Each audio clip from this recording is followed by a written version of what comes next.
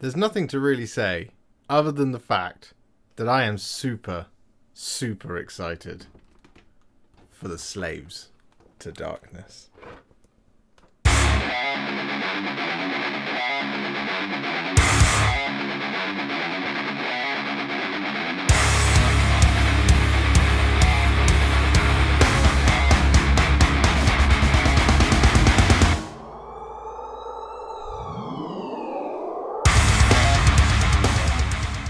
Yes, hello everybody, it's the Warhipster here, coming at you with another review video, and today we have an incredible army set review to do.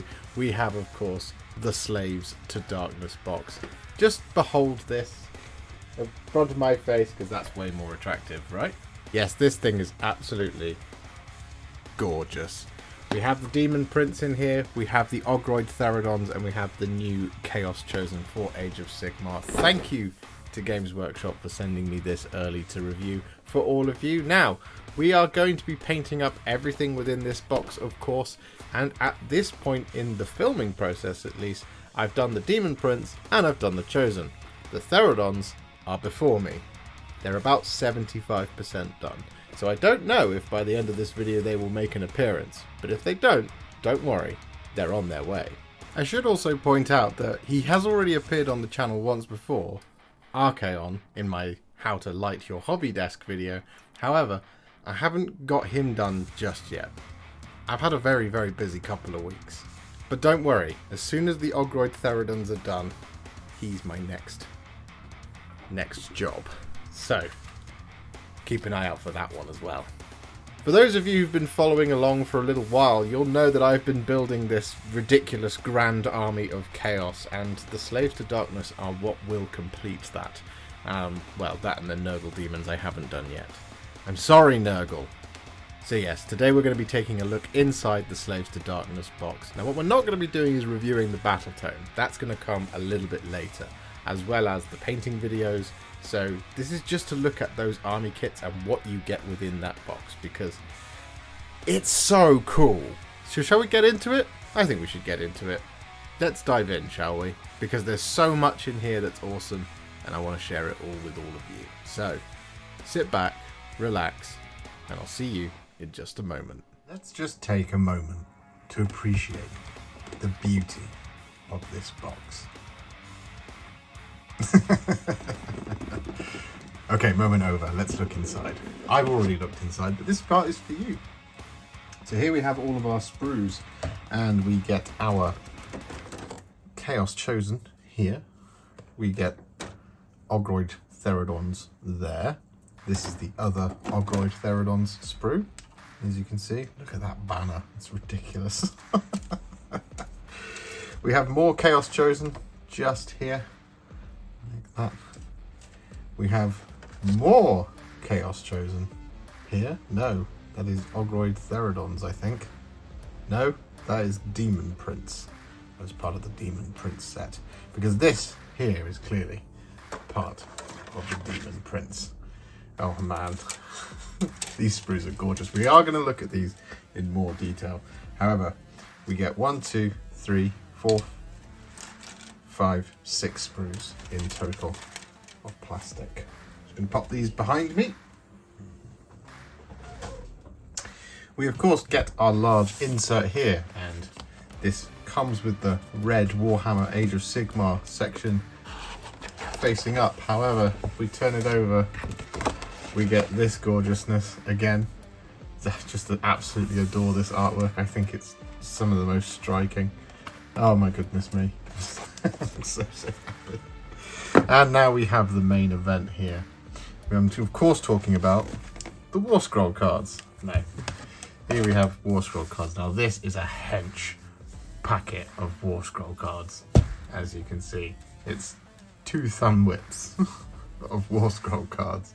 That is absolutely phenomenal. And that is because there is a ton of data sheets inside this book. This is just makes a satisfying bang when you pop it down.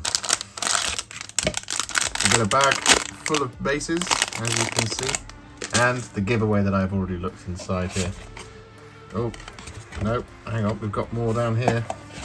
We have our enhancement cards here for the Slaves to Darkness as well. We have our large, I think 60mm base, but we'll check in the instructions, I can't quite remember. And as I said, here it is, the main event, the book itself. The big giveaway that I've already looked in here because I've taken the wrapping off, because I had to. This book is absolutely fantastic. As you can see, just as a premium experience, a limited edition book, I haven't had any of them kind of as awesome as this one. You've got this reflective gold on the Warhammer Age of Sigmar logo, as you can see there, but also down here at the bottom on Slaves to Darkness. This front cover is absolutely gorgeous as well. We got our instruction manual here. We have the gold on the spine. We have gold on the back. The legions of the dark gods stain the realms red with the blood of those who define them. But that's not all the gold that we have, because the pages themselves are lined with gold. This is true limited edition Battletome. I can't believe I've opened this. As I said, I've already opened this book, but this book, my goodness me, this is such a premium experience. It absolutely feels amazing to hold this, to look at this, to be in its presence. Those gold pages are just fantastic. This might be the best Battletome I've ever had. I haven't even opened it, well, for you guys on camera. As you can see, ooh, we get that bit of artwork there again. We get some absolutely amazing stuff in here. There's some absolutely cracking. We got that artwork, there it is. Stuff like this. Oh my goodness me. There's loads and loads of information in here. We'll skip forward. I want to show you the whole thing. There's the Daemon Prince in all his glory, sharing the same double page spread with Be'lakor, which Be'lakor won't be too happy about. There we go. Got our painting guides in here as per usual. Path to Glory. And of course, the enormous amount of war scrolls that we have in here. Ooh. Almost showed you my code. I always do that. There we go. Battletome gloriousness. I'm going to pop that to one side just for the moment, because we are now going to have a quick look inside the instruction manual. Here it is. We're going to pop the box to one side as well. Look at that. Just look at that. Oh, Slaves to Darkness fans, are you excited yet? Oh.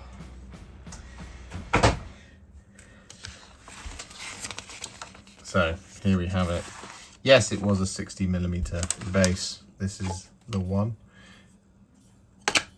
So, I should actually say, I don't think I have mentioned in here, you get 10 Chaos Chosen, 3 Ogroid Theridons, and the new Daemon Prince. And within this, you get 1 60mm base, 3 50mm bases, and 10 40mm bases. As you can see, there we are. We have the representation of all 3 of our sprues. They're labelled as A, B, and C. So that's our Daemon Prince, that's our Chosen, and that's our Ogroid Theridons by the looks of things, as far as I can make out. But of course we'll find out when we're building them.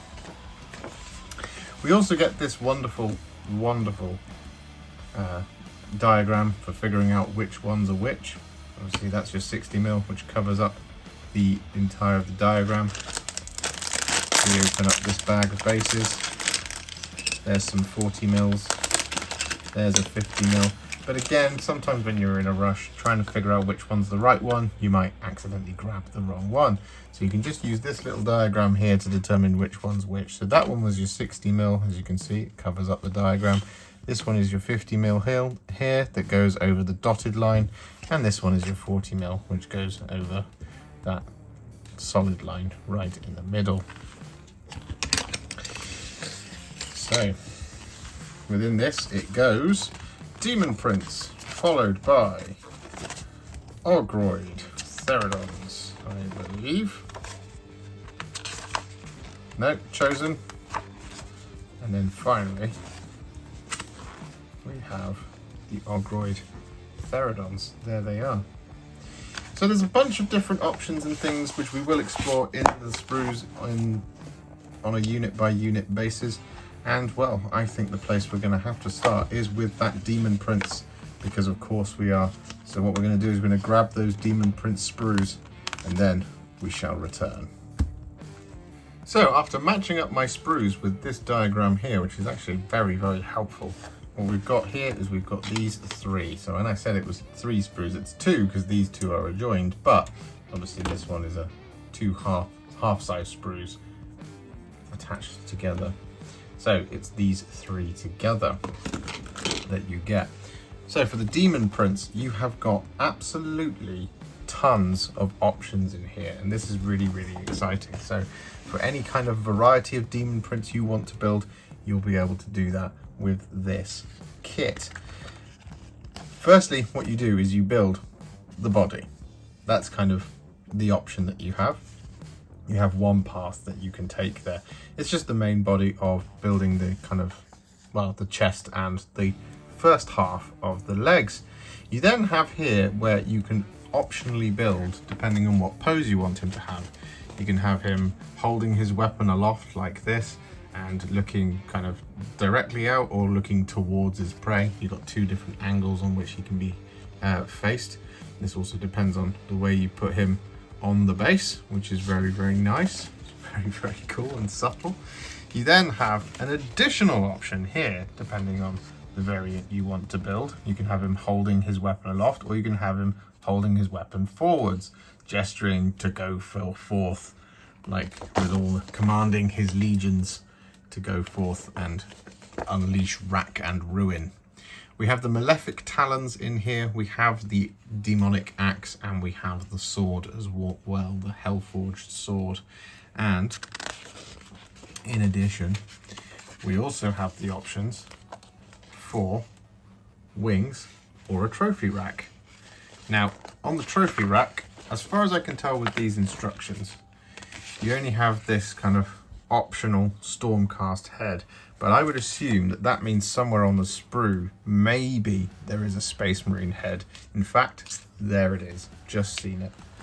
It's there. So you could build this as a 40k or an Age of Sigmar Daemon Prince, or you could probably just leave off the Space Marine head or the Stormcast Eternals head, just for it to look fairly cross purposes, which is really, really cool.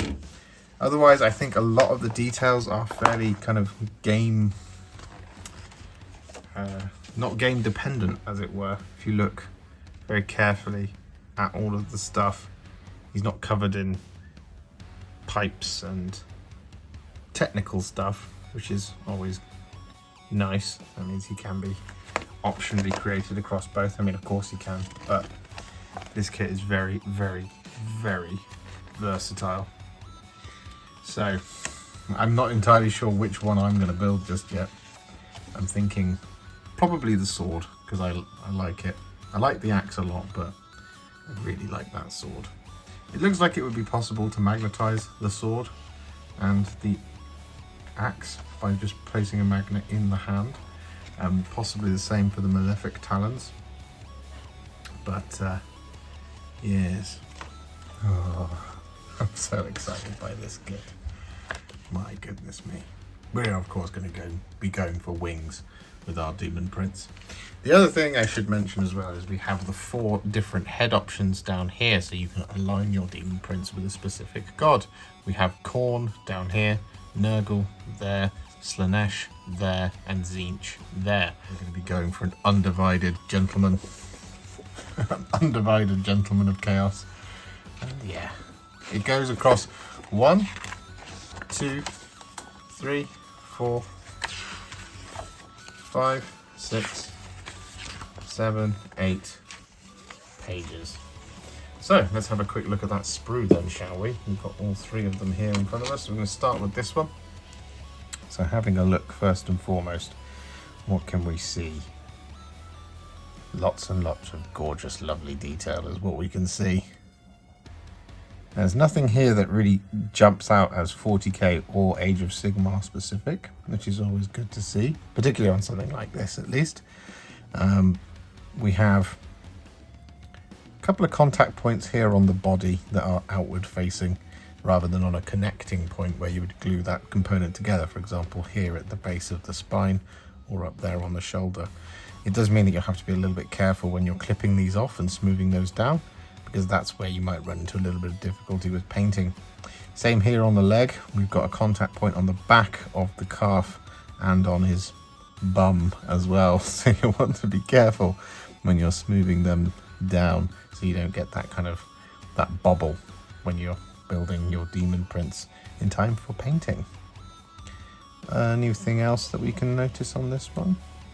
We've got some quite slender contact points here on the chest plate, which is really, really nice. It means that will be, whilst important to smooth down properly, it wouldn't be too much kind of egregious in terms of the plastic that is on there that's creating that connection point, which is really, really cool.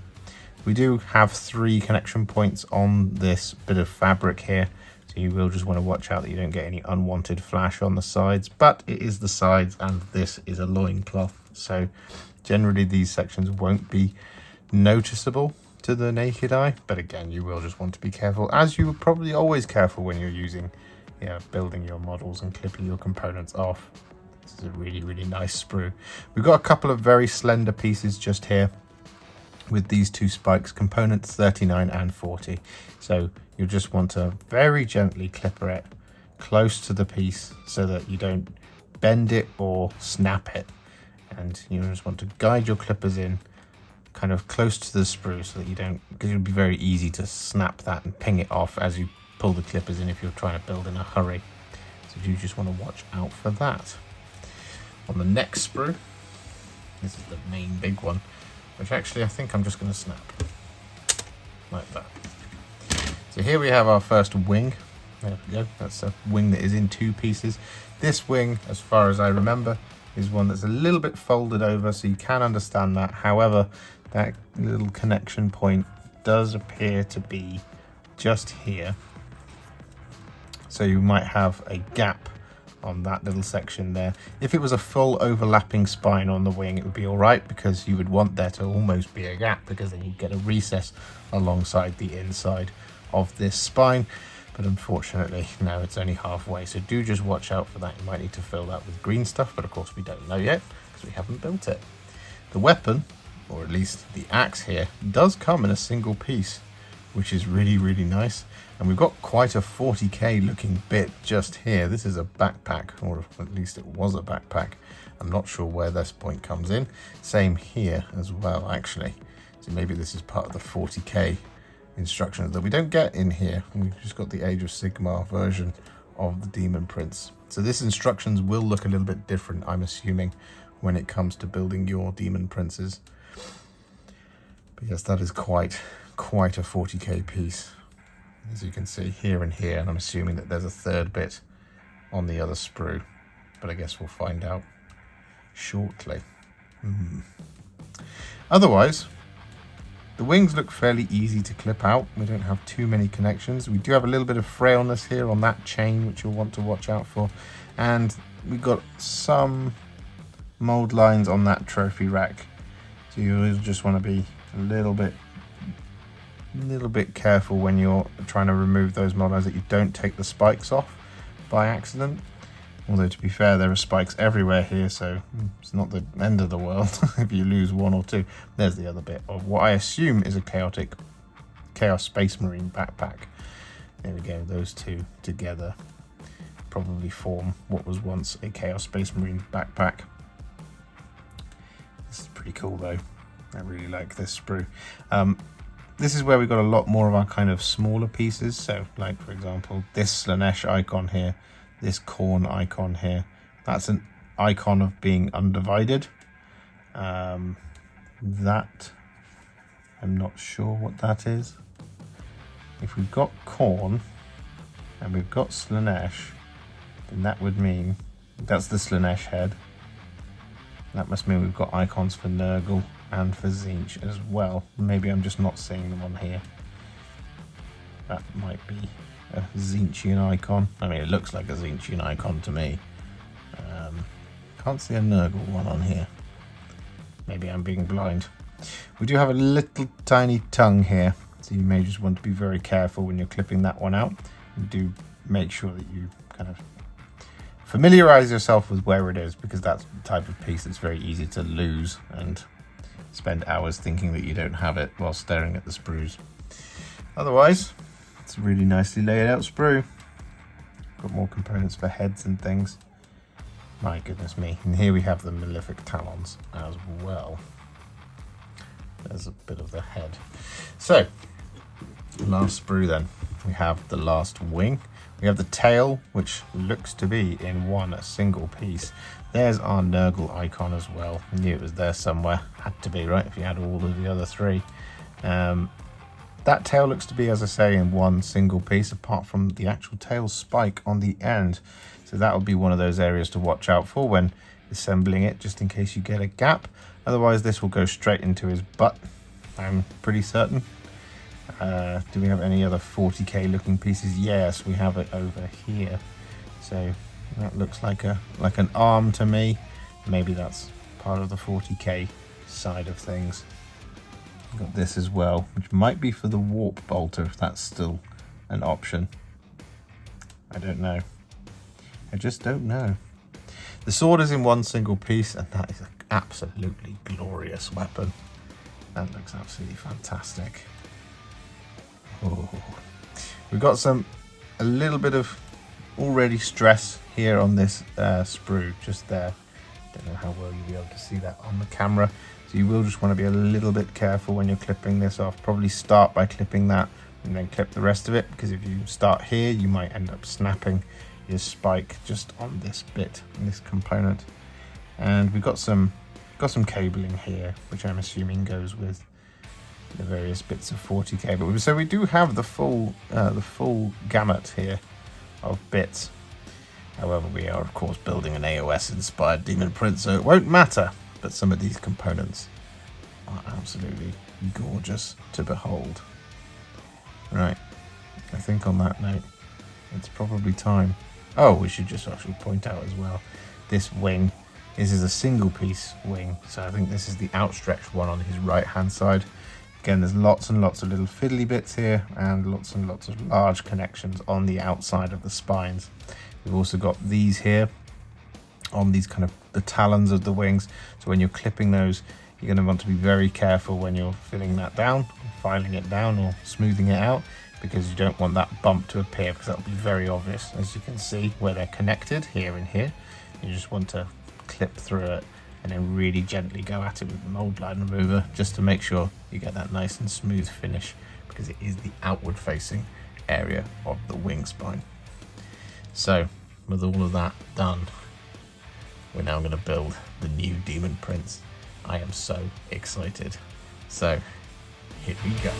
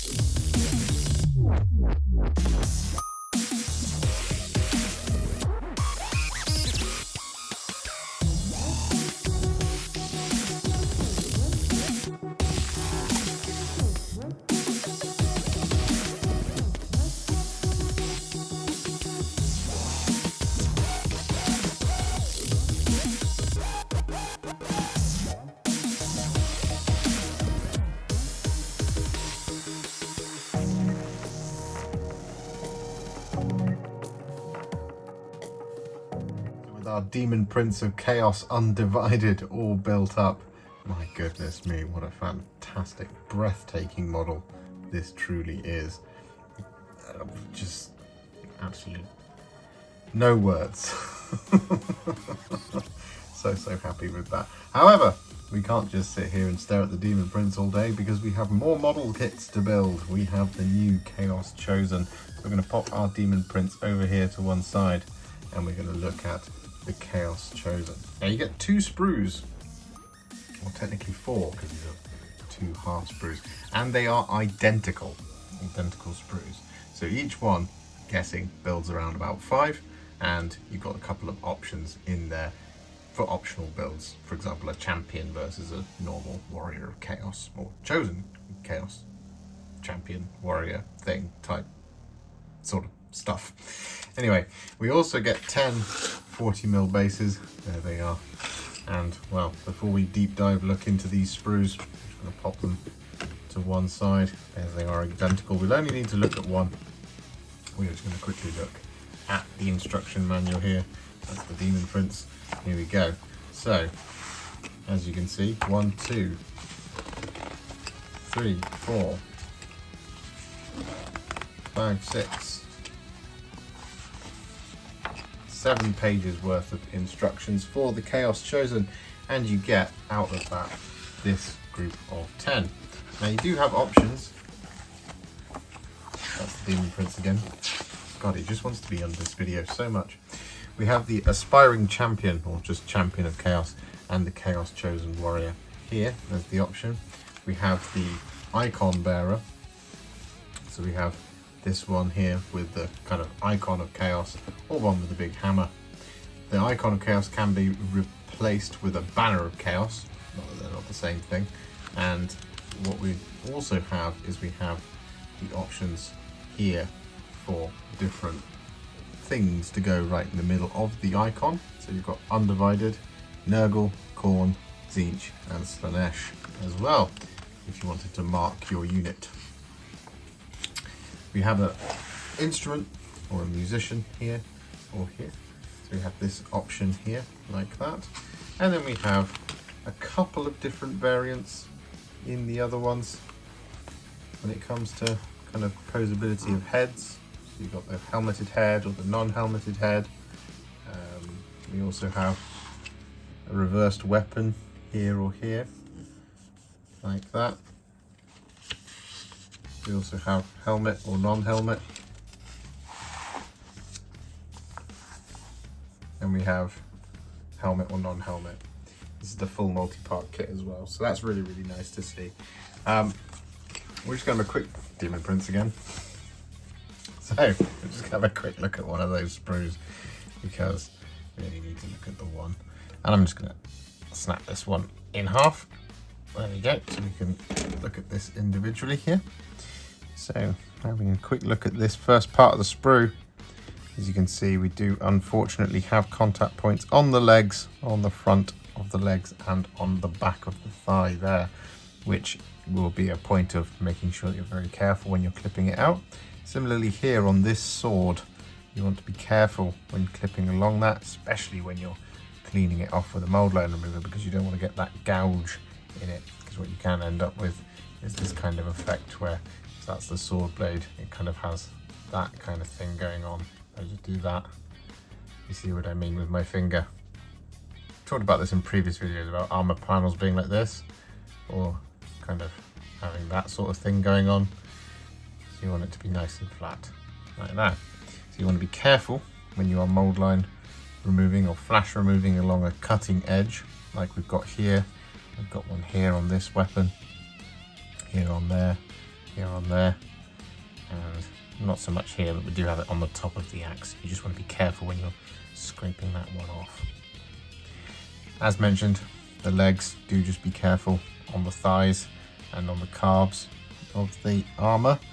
These chest pieces seem quite easy to remove because they've got the connection points on the outside of the details, rather than kind of being up here on the shoulder or on like the front of the chest plate, for example.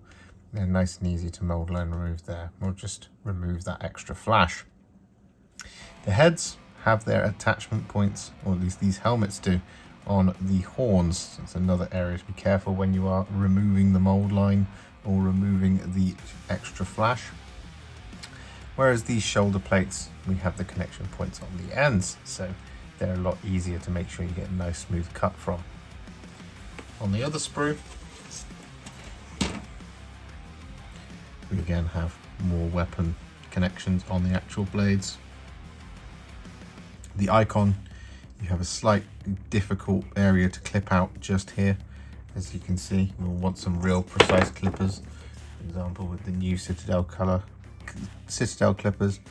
you just want to be very careful when working your way in. If you can't get in to get a clean enough cut, you just want to cut it there, like that, so that when you pull that piece out, you can then come at it from different angles, like, for example, coming at it from this angle here, like that, where you've got all this space clearance down here to get in there.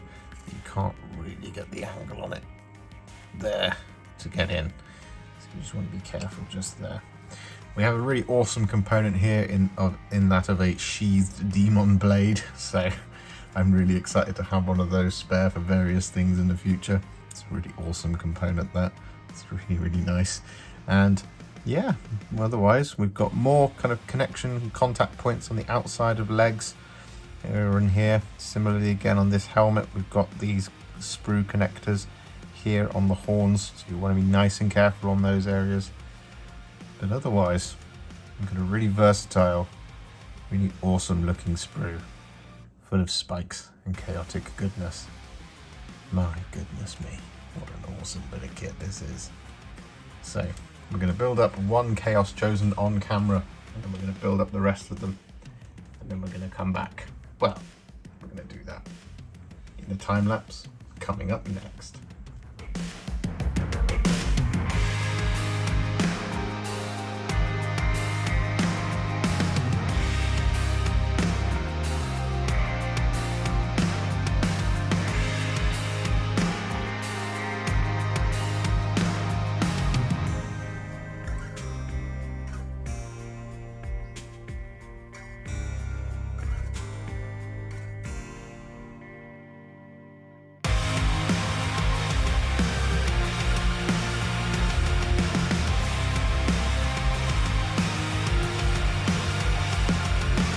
Our Chaos Chosen all built, we just have one unit left to do in the Slaves to Darkness army set, and that is the Ogroid Theridons.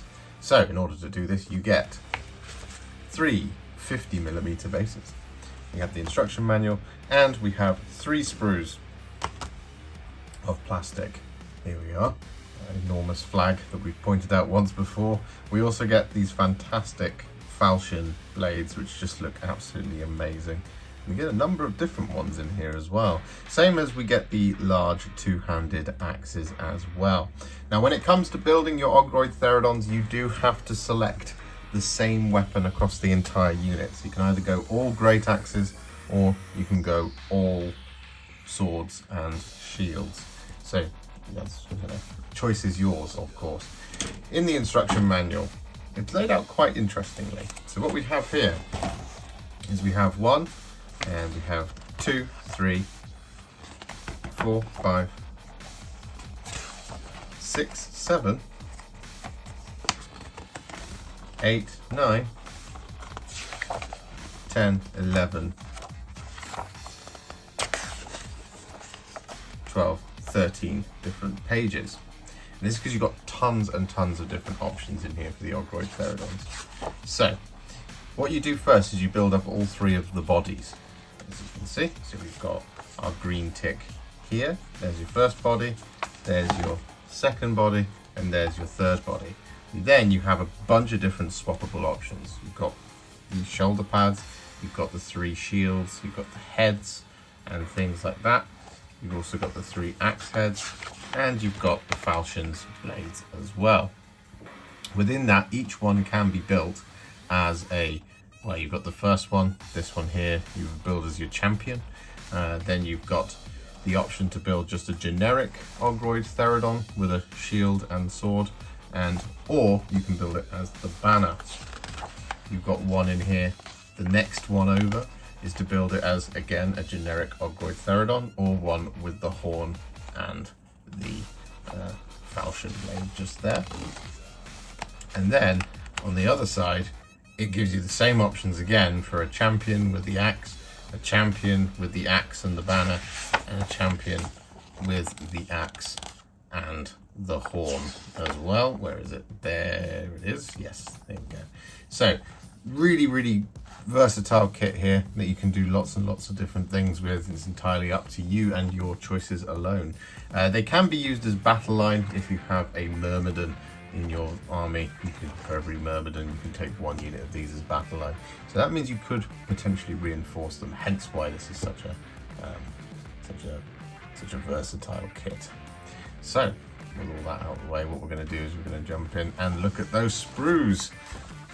I thought I was going to go and start building without investigating the sprues. Come on now. So, as mentioned, you get these two sprues here. This one is a double-sized half sprue. So we're just going to snap that one in half, like that. So we get all three of our sprues that we can look at individually. So the first one here, we've got one body, we've got the 3 shoulder pads, we've got a couple of weapon options on here, as well as more of a part of a body. Upon close inspection on this sprue, we can initially see some really cool things that they're doing here. So with these kind of sections of the body, this is the kind of back, with all of that mane just there. You can see that it is attached via the inside area of the detailed piece, rather than, for example, this connection point here being on the end there. So it would be an outward facing piece. It's actually on the inside there. So when you're scraping it, you've got a little bit more leeway for it to not be quite as smooth a scrape or clean up, but you do still want to kind of get it nice and flat, but you've got a little bit more forgiving leeway there. Same here on this side, because we've got that's where the head will go. So you can just stick the head over the top of that. So if you're mangle it a little bit, you've got that little bit of room for maneuver. On this arm, however, is a complete juxtaposition, because what we have here is we've got a connection point just on the outside of that arm. However, this will be covered up by a shoulder pad, so again, that's quite nice. However, just down here on the arm, there's an outside connection piece, so you will just want to be very careful when you're scraping areas like that off. On this chest piece here, again, it's really nicely added to the sprue, because you've got this kind of connection here at the top of the chest, rather than, for example, on the outside of one of these straps, for example.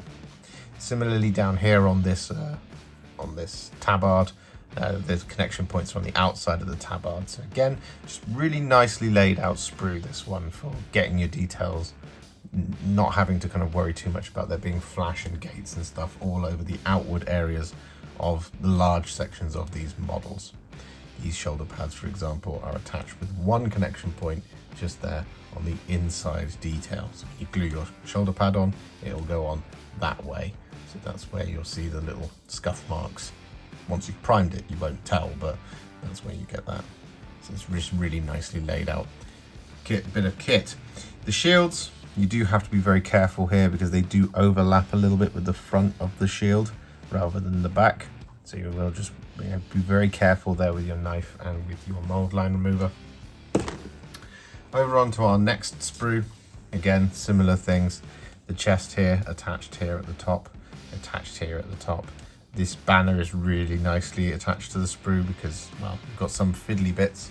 For example, just there, clipping that out will be a little bit tricky. So when you're clipping out this, trying to maneuver your clippers in that close might be tricky, depending on what clippers you have. If you've got some really nice narrow ones like these ones, these new Citadel ultra fine cutters, can't remember what they're called, you can get right in there into that detail, which is really nice. But if you do have slightly bigger clippers, you can just clip it here, and then you can get at it from different angles. Trying to get it from here, for example, is a little bit tricky. The sword blade, which we haven't encountered yet on the sprue, is attached really nicely, because it's attached to the back, to the dull edge of the blade, so that's a lot easier to smooth out than the cutting edge of the blade.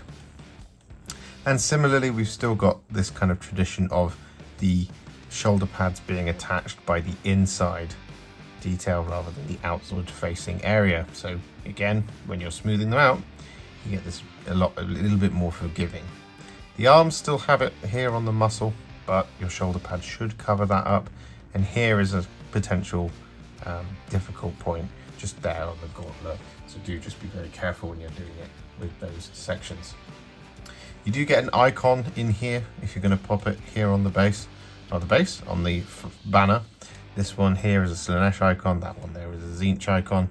You've got your undivided icons here and here, and we should have a Khorne, we should have a Nurgle one over here. Yes, we do. We have Khorne, and presuming that's Nurgle, we've got Nurgle, Tzeentch, and so on and so forth. This sprue, again, we have some swords down here, and very much the feedback is the same here. It's very nice, very well intelligently laid out sprue with all of these kind of areas. This is on this fur here. We've got a little bit of facing there on the hair, which can present a little bit of a challenge in terms of smoothing it down. So just be careful with how much pressure you're applying. And similarly, just down here on this hair bit here. But otherwise, these sprues are very, very cool. They're very, very nice. And, well, we're going to jump in and start building them. We're going to build up the bodies during the time lapse, and then we'll make our choices in terms of war gear, and we will be back after all of that with a fully built Slaves to Darkness army set.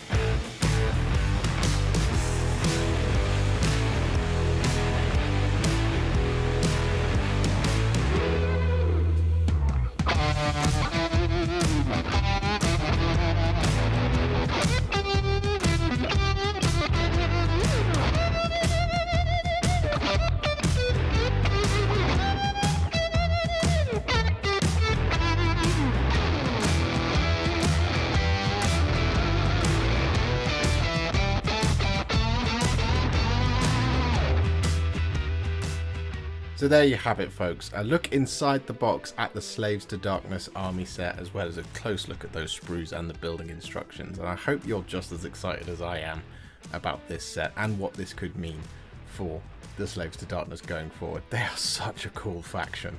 Honestly, I don't know what it is about them. I've just been filled with childlike glee as I've been going through this army set, building and painting them. Honestly. I just love it, okay? And as a little bit of a sneak preview, over the top of my face will now appear 2 videos of the 2 units that I have completed, which is the Daemon Prince and the Chaos Chosen, because no, I haven't been able to finish the Ogroids in time for the conclusion of editing this particular video, but that's what I'm going to be doing directly after this one. As you can see here, we've got our Daemon Prince. Isn't he absolutely fantastic? I went with the sword, as you've already seen, and we went with the horned head. I just think it looks really, really cool. And the Chaos Chosen will appear before you now as well. And this colour scheme right here, this kind of dark grubby silver, I just think it's fantastic. And it looks awesome in the books and on the product photography and everything that we've seen so far. And I really wanted to replicate it. Now, of course, you could do them in black, but I've done them in the silver because I think that looks better. But don't worry, we will do some black armoured Slaves to Darkness in the future. And as mentioned at the top of the video, we will be going through this absolutely gorgeous Battletome. Of course we will. I mean, look at the shininess. It's not really coming up on the light, but it's shiny! Yes, I will be doing a full review of this Battletome, like we've done on the previous one. A little bit of a history lesson, a little bit about what it is I'm planning to build, and the things that you can do with the Slaves to Darkness going forward. However, that is not for this video, because otherwise it would be 4 years long. So keep an eye out for that one. Oh, it's such a nice book. So what do I think about the Slaves to Darkness army set? How would I give it a rating on the Land Raider scale? Because of course that's what you're here for. Well, it's very easy. You see, taking the emotion out of it just for the moment, I think it's very clearly a 10 out of 10. No, that's with all the emotion in there. In all seriousness, I think this is probably a 9.5 out of 10. It's a 0.5 knocked off just because I would have liked a couple of different shield options on the Ogroid Theridons. The reason I say that is because they have to be armed with the same weapon options. But if you give them a banner and a flag, which is the same thing, if you give them a banner and a horn, then you can't glue the shield on. So at that point it kind of becomes a little bit of a question mark as to whether or not they have all got the same weapon.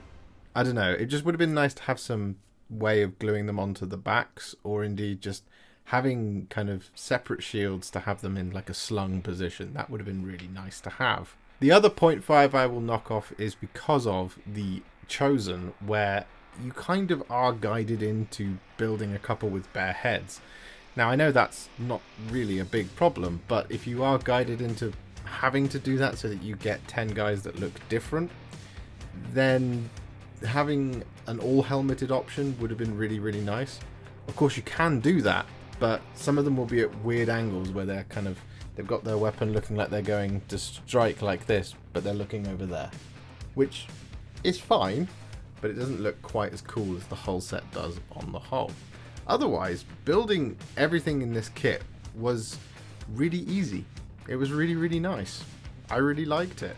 And no, I don't think it's a criticism to not include the 40k instructions for the Daemon Prince here. I really like that it's very much an AOS Daemon Prince within this box.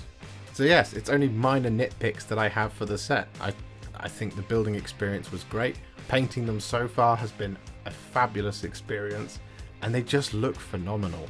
Of course, if I put all of the emotion back in, it's a 10 out of 10, so let's just change that rating down there from a 9.5 to a 10 out of 10.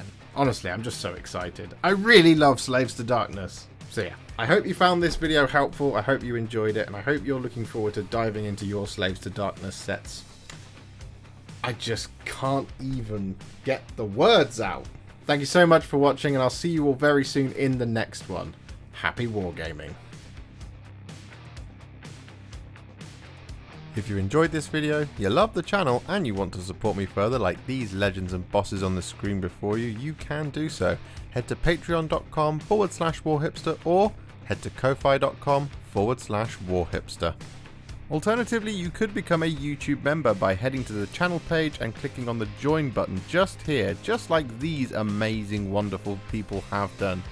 And if you really like this video or you just want to shoot me some support, you can click on the thanks button just below this video.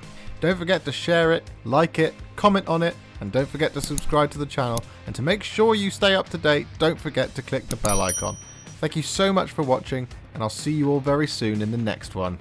Happy wargaming.